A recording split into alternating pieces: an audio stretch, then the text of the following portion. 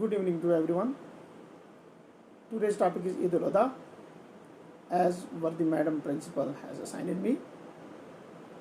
A short video on Eid al-Adha.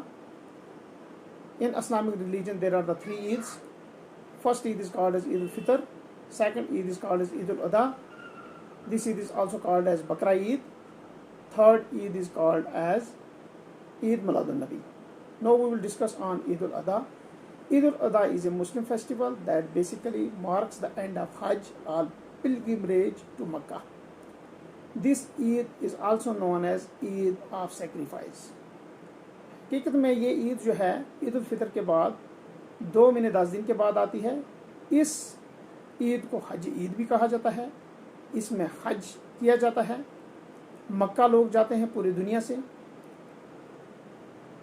This Eid is also known as Eid of Sacrifice. बकरावी Eid भी इसको कहा जाता है.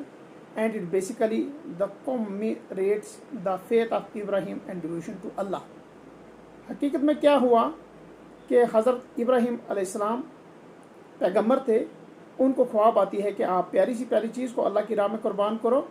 उसने अपना माला दौलत कुर्बान किया, खर्च कर दिया, लोगों में बांट दिया। लेकिन फिर उसको ख्वाब आती है कि आप प्यारी सी प्यारी चीज़ को कुर्बान करो अल्लाह की राह में। उसने सोचा कि सबसे प्यारा तो मेरा बेटा है, मैं अल्लाह की राह में इसी को कुर्बान करता हूँ।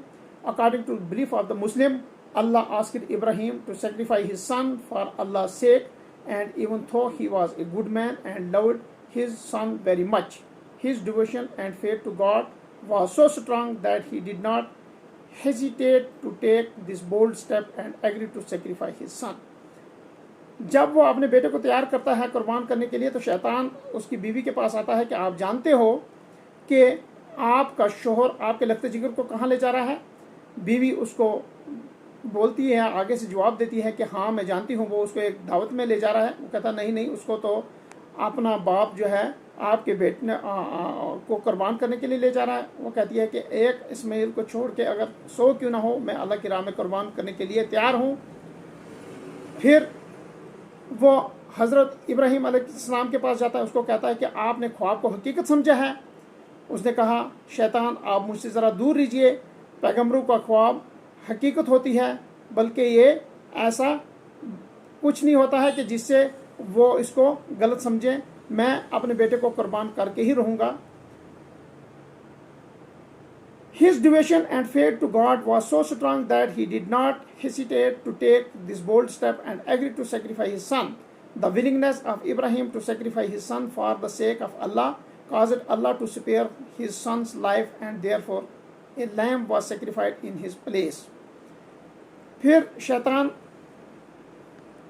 इस्माइल के पास जाता है, उसको कहता है कि आप जानते हैं आपका बाप आपके साथ क्या करने के लिए जा रहा है, कहाँ ले जा रहा है। उसने कहा हाँ मेरे बाप ने मुझे बता दिया है कि वो मुझे कुर्बान करने के लिए जा रहा है। उनको एक ख्वाब आई है तो मैं कुर्बान होने के लिए तैयार हूँ। तो वो आगे से शैतान जो है वहाँ से भी नामहरूम हो के वापस आता है। तो हज़रत इब्राहिम अलैहिस्सलाम जो है अपने बाप से ये इल्तिजा करता है कि आपने मेरी 2 नसीहतें याद रखनी है।